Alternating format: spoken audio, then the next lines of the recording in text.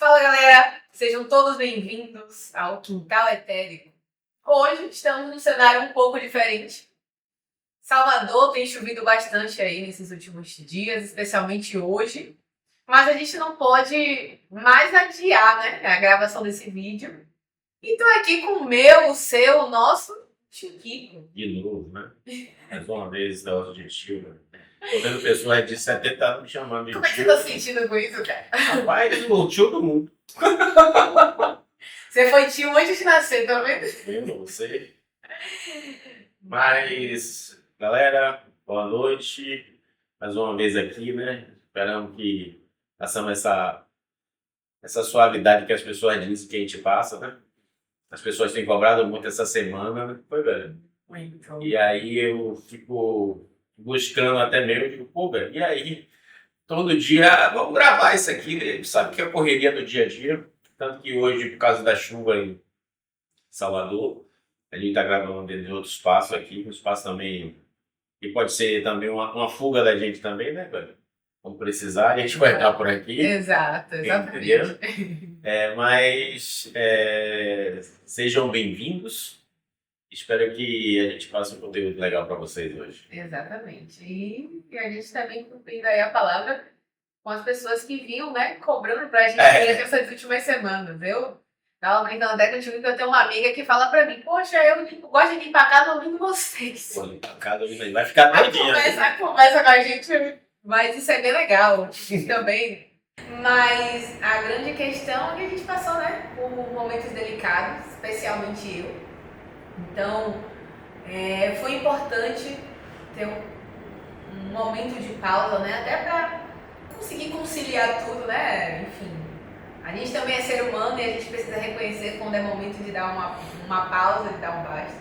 E eu particularmente falo por mim, não sou aquela pessoa que quando não estou muito bem gosta de fazer aquela entrega, porque eu sei que não vai ficar legal, mas o tema que a gente traz é um tema que eu venho vivenciando aí essas últimas 4 semanas, né?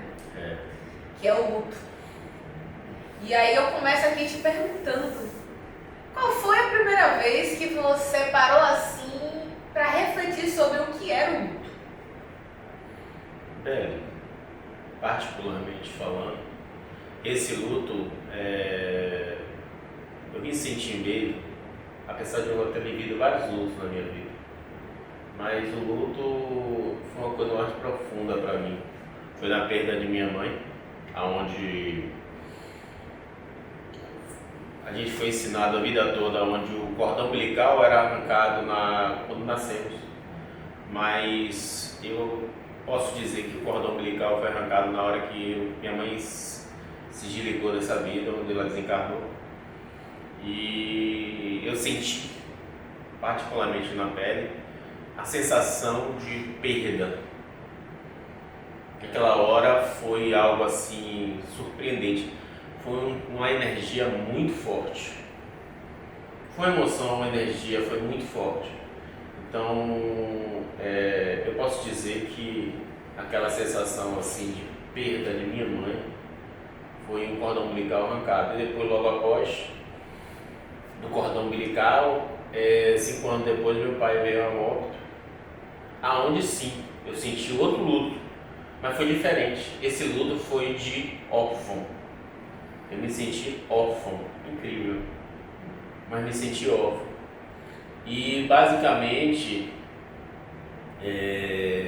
eu senti tudo isso e eu tive que ser forte, porque foi muito duro na época para mim. Mas vivenciei tudo isso e praticamente eu venho estudando o próprio luto, até mesmo para ajudar as pessoas, né? Mas me conte você, e como é que você vivenciou agora por esses últimos tempos? Você passou por um luto muito forte em sua vida, mas me conte desde o início essa sensação, Essa vontade, né? essa sensação de conviver com ele. Olha, é engraçado, tio, que agora, aqui, eu lembrei de uma coisa. Quando eu completei 18 anos, né, sou de 13 de fevereiro, você tinha me feito uma pergunta. Filha, mais uma daquelas conversas nossas, o quintal etérico é uma coisa que existe. Quintal etérico vem, olha, 18 anos, olha o tempo que o quintal etérico tem. Agora que está começando a publicar. Agora. Mas aí você me fez a pergunta, filha, qual foi assim. Você já perdeu alguém? Aí eu tinha te dito não. Minha avó já estava num processo complicado, né? Minha avó teve câncer, então ela foi paciente oncológica ali por alguns anos, né? 4 anos mais ou menos. E de alguma forma acho que você também estava tentando me preparar ali, de alguma forma. E aí você me fez esse questionamento e eu te disse, poxa tio, até agora a única pessoa que eu perdi foi tia Dalva, que é a irmã da minha avó, que era um pouco mais próxima a mim, mas eu também não tive muita relação, muito relacionamento com ela. Mas eu não tinha sentido tanto. E aí no dia 28 de fevereiro minha avó falece. Do mesmo ano. Fiz 18 anos, não tinha perdido ninguém, dia 28 minha avó falece. É 2 semanas depois do meu aniversário.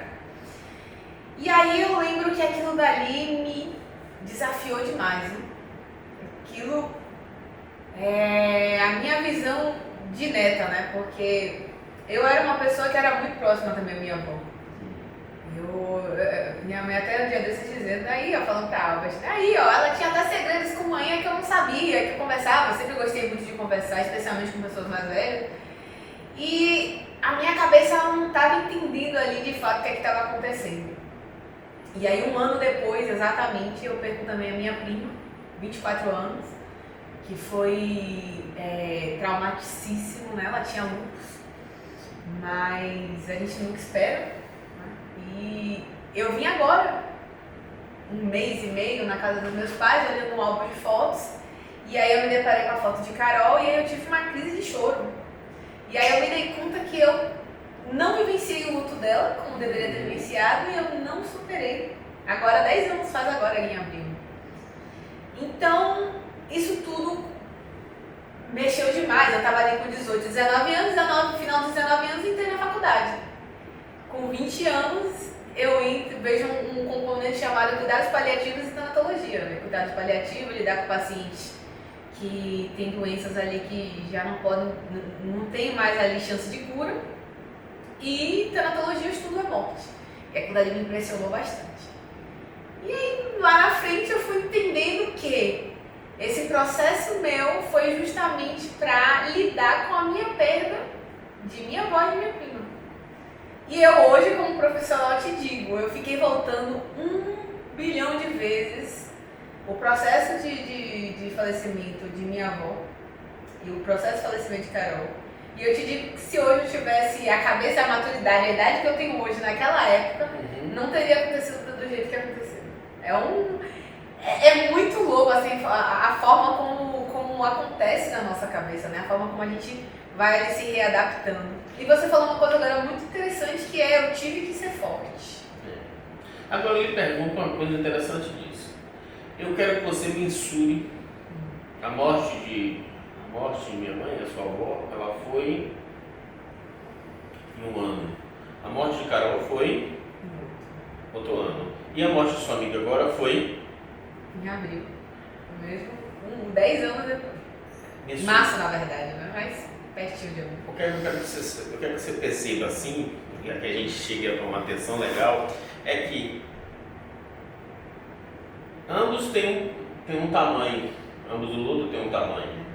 Agora a mensuração de como você sentiu o luto aqui para como você sentiu o luto aqui. É muito complicado, assim. Eu vou te dizer uma coisa, tio. Na minha caminhada, né, sou bacharel em saúde, né, fui estudar na faculdade, essa parte de saúde. 5 anos dentro da faculdade eu dediquei aos cuidados paliativos e tanatologia, fui monitora, fui ao Instituto Médico Legal, CIAB, enfim, vários lugares, entender um pouco sobre isso. E eu te digo que eu sou uma pessoa muito frustrada hoje. Vou te explicar um pouquinho. Eu, quando entrei para estudar isso, eu entrei achando que eu me tornaria uma pessoa forte. Que é interessante que eu achei que você falou, né? Eu tive que ser forte. Então eu falei, pô, se eu estudar, se eu entender como isso funciona, beleza. Vai acontecer, mas eu vou conseguir lidar. Leio engano. Eu entendo o que eu estou passando. é mais interessante porque eu digo assim, pô, eu tenho que fazer tal coisa porque senão a gente vai cair num ciclo que não vai terminar nunca. Mas eu não consigo te dizer no quesito dor, porque dói. Eu sei te dizer assim, cara, tá doendo. Cara, dói. Eu não sei como, porque, mas tá doendo. Eu nunca consegui, inclusive, pensar nisso do mensurar. Mas quando eu penso hoje num falecimento, eu penso em especial nesses 3 falecimentos que foram os que mais me chocaram. Agora você entende que o sentir é natural? Totalmente. Agora permanecer, porque é o seguinte, há casos de pessoas que chegam a vir a óbito numa família e um membro da família passa o quê? Uma fase extensa de depressão por não aceitação que tudo tranquilo. Só que volta aquela frase que eu falo. Qual é a frase que eu falei para você naquele dia que a gente resolveu falar esse tema? Que quem morre no exterior, né? Por fora, morre por fora. Morre a carne. Morre a carne. E quem fica morre por dentro. Morre as emoções internamente. E afeta aí, vai afetando a partes emocionais, que vai afetando o estômago, vai afetando os rins, vai afetando várias. E a gente vai para outra área que não hoje, mas outra área. E a gente vai falar sobre um pouco da linguagem do corpo. E como ela se relaciona. Mas entenda que essa aí que é o seguinte, a pessoa que se foi perdeu a carne. Mas como dizem que a morte é um estado de consciência, entendeu? Vamos dizer que a consciência seja o espírito. Então, a consciência está sendo dilacerada por lá. E aqui a carne está sendo dilacerada. Porque cada vez mais você vai consumindo uma gastrite. Pessoas que perdem pessoas podem desenvolver uma gastrite. Ou pode desenvolver uma tireoide, sabe por quê? Porque o que tinha de falar não falou e está engasgado até hoje aqui. Então assim... Psicossomatismo. Exatamente. Então por isso que eu pergunto, a mensuração de lá e para cá. Talvez nisso me ajude. Exatamente. Que sentido? Eu consigo entender que eu preciso buscar profissionais que me tragam essas ferramentas. Sim, perfeito. Mas, Isabelle, você não consigo. Porque você tem que sentir.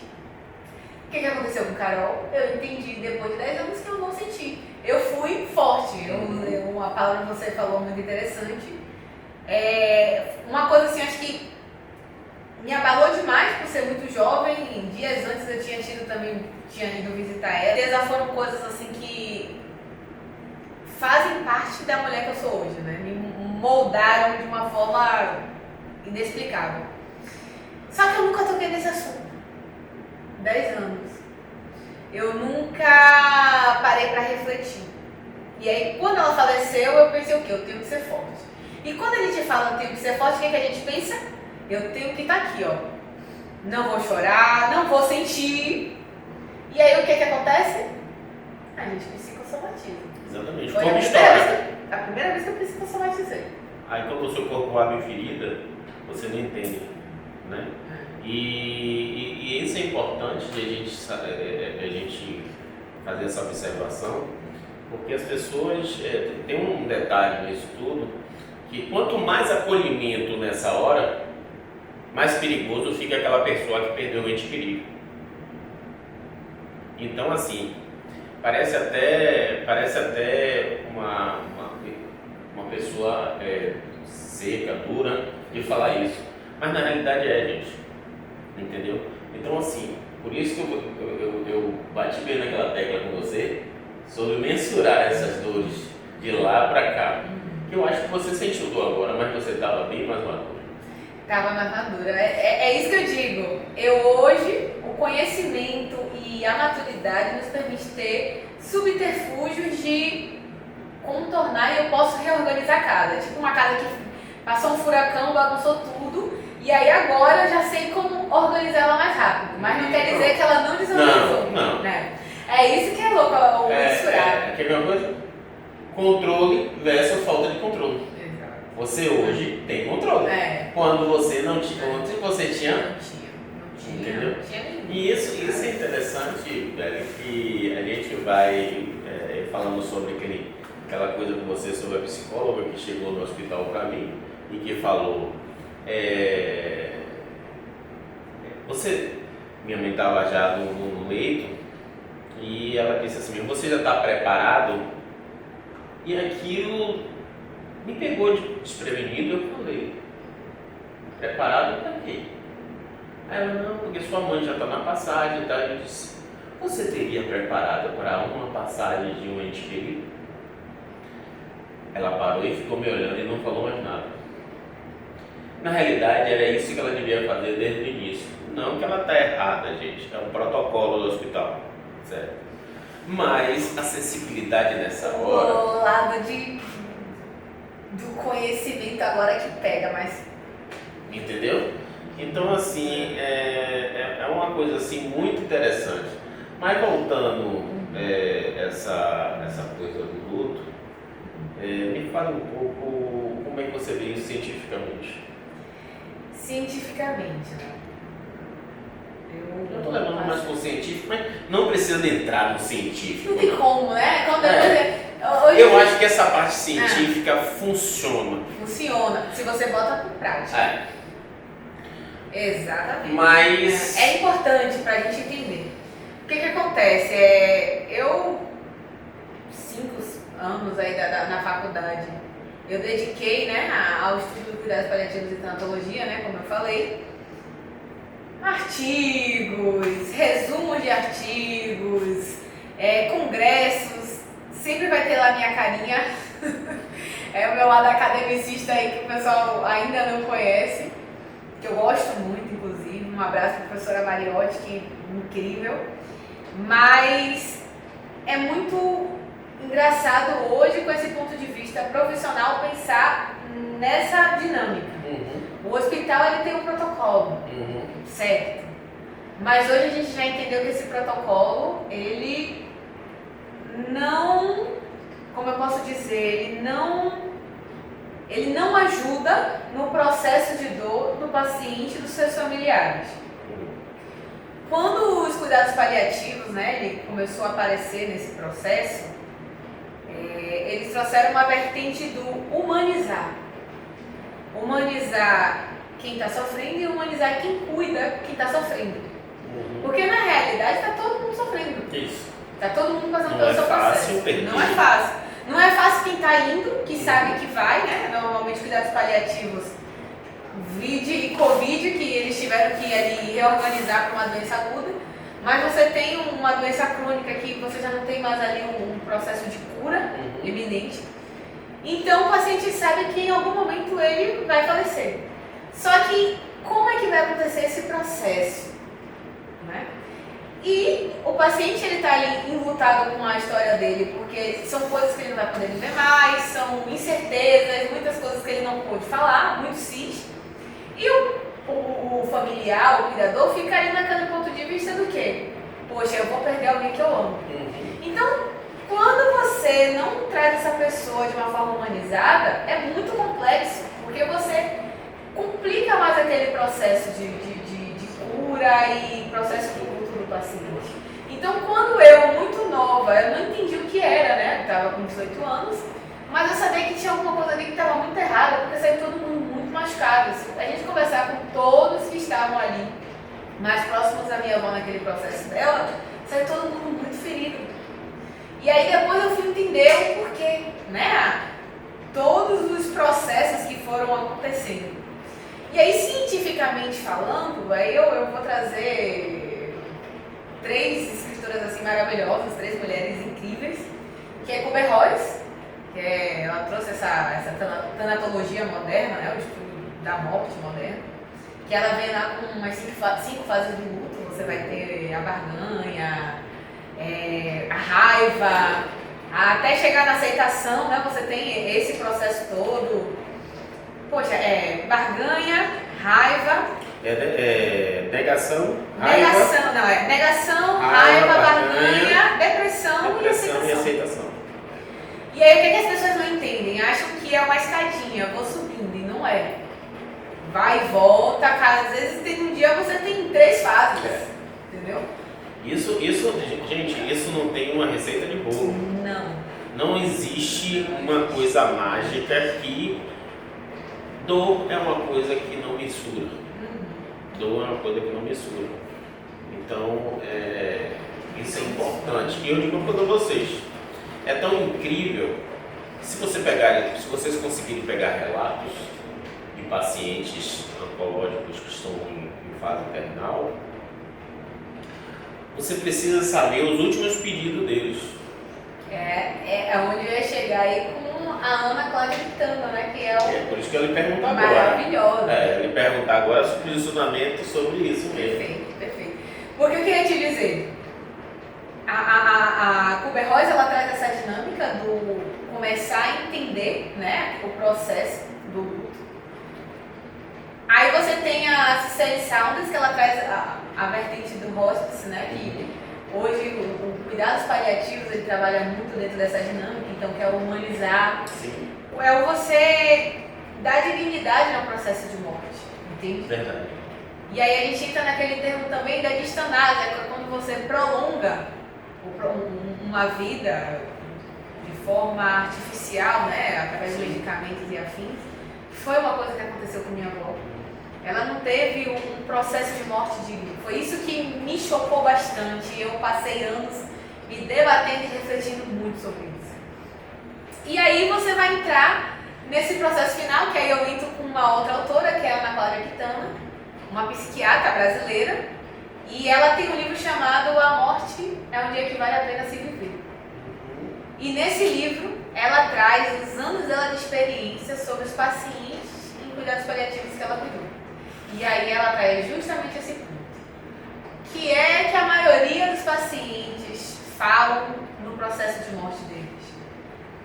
Muito pouco se fala de dinheiro, de fama, de bens materiais. É um sorvete, deixa eu ir na praia, eu quero... Eu vivenciei uma que ela queria tomar uma Coca-Cola bem gelada, que ela lembrava da infância dela, do Natal, quando estava com a família toda reunida. Não tem a ver nada com dinheiro, tem a ver com o que você experimenta. É por isso que viva a cada minuto. E outra, aproveite com aquilo que você quer, lógico, moderação, mas faça o que você gosta hoje, porque a gente não sabe do dia de amanhã. Aí aconteceu recente até, né, isso. Uma amiga minha de 28 anos infartou. Agora eu lhe pergunto, como é que você ressignifica a dor? É isso porque... Essa perguntinha básica. É uma pergunta muito difícil. É básica, mas significa difícil. Essa dor. É um punch. Porque veja, eu sou uma pessoa muito frustrada hoje. Porque quando eu entrei nos cuidados, fui estudar cuidados paliativos e tanatologia, eu achei que poxa, agora vou resolver o problema do mundo. Acabou. Vai falecer, vou sofrer, vou sentir, mas vou sentir quase nada. Mesmo. E a realidade é que você não aprende. Isso aí, uma coisa é você entender, outra coisa é você sentir. Como falei, não é receita de bolo. Não é receita de bolo. E é muito complexo quando você para olhar por esse ponto que você começa a refletir, tá, e agora? Pra onde é que eu vou? No caso, tanto de Carol, né, quanto de Milena, eu me questiono o seguinte: por que tão cedo? Por que tão cedo? Por quê? Uma vida inteira pela... E isso é um processo do luto, que eu ainda estou vivendo. Respeito o meu processo, né? A gente reflete sobre esses pontos. Mas a gente começa a ressignificar quando a gente começa a entender que, no meu caso, o que me ajuda muito hoje é a minha religião, é a minha espiritualidade, é a minha conexão com uma energia muito maior do mundo. E isso me dá uma certeza de entender que a gente tem que viver aquilo que tem que ser vivido até quando tem que ser vivido. Te digo, isso aqui agora é um processo meu de aceitação. Amanhã posso já estar pensando uma outra coisa, que é um processo. Mas como consigo dizer hoje da ressignificação lá da minha avó, lá de Caioba, da minha prima, é que a gente vai aprendendo a conviver com a dor. A realidade é essa. É como se você tivesse um guarda-roupa que tem um pufinho de roupinha desse que tá lá. No dia que você decidir pegar aquela roupa assim, você vai olhar, você vai sentir o cheiro, você vai chorar, você vai sentir. Depois você vai dobrar, você vai guardar, você vai agradecer pelaquela vivência, por aqueles momentos. E aí você segue a vida. Isso, perfeito. Mas é o ressignificar, mas até que ponto é ressignificar ou aprender a conviver? Eu não sei, é uma linha muito tênue assim que aparece às vezes na minha cabeça. E como é que você ressignifica isso? Ressignificou de minha avó, né, que é sua mãe. Na realidade, filha, eu particularmente, a minha área espiritual ajuda muito. As pessoas chegam muito a mim para perguntar as coisas, até coisas que vocês nem imaginam, né? Mas basicamente são coisas voltadas para a área espiritual. Então eu digo uma coisa a vocês, isso me ajuda muito. Ressignificar a dor, posso dizer transformar a dor? Quando a gente transforma a dor, vamos botar um exemplo. Você caiu de bicicleta, você vai fazer uma ferida no braço, que faz uma cicatriz. Você vai passar o quê? Quantos dias para fazer essa cicatrização? E aí depende da sua parte fisiológica para saber quanto aquilo vai cicatrizar. Mas, quando alguém perguntar a você o que foi essa marca aqui, você vai dizer que foi o quê? Eu me machuquei. Da onde? Caí de bicicleta. Então a identidade está aqui. É. Você só ressignifica a dor. Exato. Te digo mais. Tem pessoas, por exemplo, eu tenho uma tendência maior a queloide, por exemplo. Tem pessoas que têm a forma como ela guarda aquela cicatriz. Pronto. É um pouco. Depende de como você trata essa cicatriz. Exato. Olha que negócio interessante. Então você trata essa cicatriz e aí a gente fala sobre uma técnica. Gente, se vocês não conhecem, vão conhecer que a técnica de microfisioterapia, eu mesmo não faço, mas assim, tem várias pessoas que fazem e é maravilhosa. E diz isso mesmo. Ela procura no corpo os traumas pela essa cicatriz. Só que às vezes não existe cicatriz, não. Às vezes descobre uma cicatriz na sua face. Então assim, a face esconde. Então, quando eu entendo um pouco todo esse processo, não estou dizendo que para mim é mais fácil, não. Porém, vou dizer de novo, transformar a dor. Você pega algo de um local e coloca em outro. Esse processo é fácil até você chegar nesse outro lugar? É difícil. Entendeu? Mas é possível. Então a gente está falando aí de ressignificar a dor e até mesmo como a gente vai avaliar essa dor. Como você trabalhou com cuidados paliativos, você vai saber avaliar. Hoje talvez você não está mais na área, mas você vai saber avaliar um paciente que chegou a ter de depressão. Então assim, gente, essa pauta seria para 1, 2, 3, 4, 5. Lá vai saber quantos vídeos vai fazer falando sobre o luto.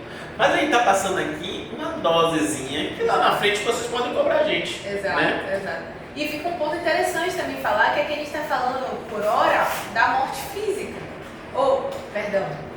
A gente está falando aqui agora do luto físico, né? Do luto da perda física, na real. Mas a gente também tem o luto de uma perda de emprego, uma mudança de casa, uma mudança de país, um findar de relacionamento, tudo isso são lutos. O fim de uma empresa, né? O fim de uma empresa, que é uma relação, né? É uma relação ali, né? Na realidade, Beli, uma frase até que eu vou deixar essa frase para essa live. É honrar sem se destruir. É honrar pai e mãe, é honrar a sua empresa, é honrar o que for, sem se destruir. Porque essa destruição que vai devastando a gente, e isso com o tempo vai começando a ter sequelas. Entendeu? Então, basicamente, é um pensamento lógico, é um pensamento nosso. Sim, lógico, entendeu? Da nossa vivência, da nossa dor. Eu agora estou podendo falar isso aqui até de uma forma um pouco mais latente, né? E ela tava toda pra fora, gente, viu? Açaí. Mas de uma forma doida, até mês passado, eu tive 3 vezes no cemitério, né? Você tava Deus não te ficou, não, ele faz graça até no Não, mas tava indo. Mês passado foi frouxo. Mas assim, é difícil, gente. É difícil, mas aí que eu digo, não deixe de viver seu processo. Não. Mas quando você sabe que esse processo não é tão desse jeito, tão. Isso. Entendeu? Gente, eu E você entender que você não é um ET. Isso. Todo mundo passa por isso. Todos. E estou dizendo a vocês que não é. Antônio, você é seco. Antônio, você é. Não é. Sabe? Não é simplesmente como falar vocês. A gente chora, a gente sofre. Vai ter que sofrer. Só que honra para não se destruir. Vocês vão ter que continuar. Vocês não podem falhar mais. Vocês vão ter que continuar. Acredito que todos que estavam presentes em você que foram embora não iam gostar que vocês ficassem da forma que vocês ficaram. E eu vou dizer uma coisa pra vocês, uma frase que Albert ele sempre fala pra mim. Aquela pessoa só morre quando a última pessoa que conhecia ela morre. Então, meu bisavô lá, seu Antônio, quem sabe, o nome dele é uma homenagem aos avós dele. Até o dia que a última pessoa que conheceu, o velho Antônio, morrer, ele ainda não morreu aqui, né? Nas nossas falas, na nossa comunicação, porque você vai trazer histórias, vai trazer lembranças. Então isso, a vida, exato. A identidade está lá registrada.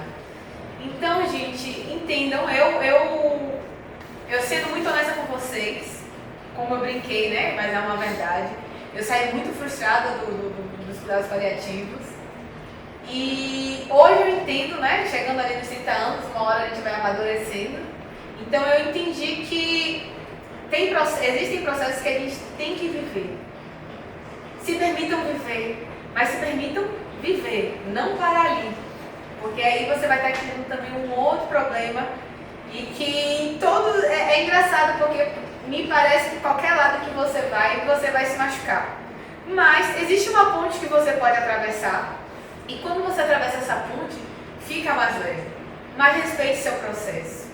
Se entenda, busque profissionais que são preparados. Eu sempre falo da interdisciplinaridade, que é muito importante nesse processo. Se cuidem e entendam que a gente está aqui sempre para ajudar uns aos outros, né? Porque o processo ele nunca é unilateral. Isso. Estamos todos no mesmo barco. Mesmo. E é sobre isso, gente. Aqui fica um pouco, né? Uns dizeres, um pouco das nossas ideias. Fica aqui meu questionamento também ainda, por exemplo, ainda não consegui entender por que pessoas precisam falecer tão jovens. Isso é papo para outra conversa, viu? Que é um papo para outra conversa, que é importante a gente falar sobre isso, mas fica aqui também. E fica aqui também o meu abraço a todos vocês que perderam, seja lá qual tenha sido o luto aí. E estamos juntos mesmo. Qualquer coisinha que vocês escutem esse vídeo, coloca aí nos comentários e vamos falar um pouco sobre. Porque é isso, né? A vida ela continua e a gente tem que aceitar que amanhã eu tenho reunião 10 horas da manhã. Então... Exatamente. Eu vou fechar esse vídeo com uma historinha bem básica, rapidinho. Uma vez, Chico Xavier tomou uma topada no pé. E Emmanuel disse a ele: Chico, dai graça. Chico olhou, viu o pé dele lá arrebentado, disse: como é que eu vou dar graça? Meu pé, Chico, dá graça. Mas Chico dá graça. E ele deu graça. Após isso, à noite, ele perguntou por que ele tinha que dar graça, porque o pé dele. Gente, a gente está em uma vibração.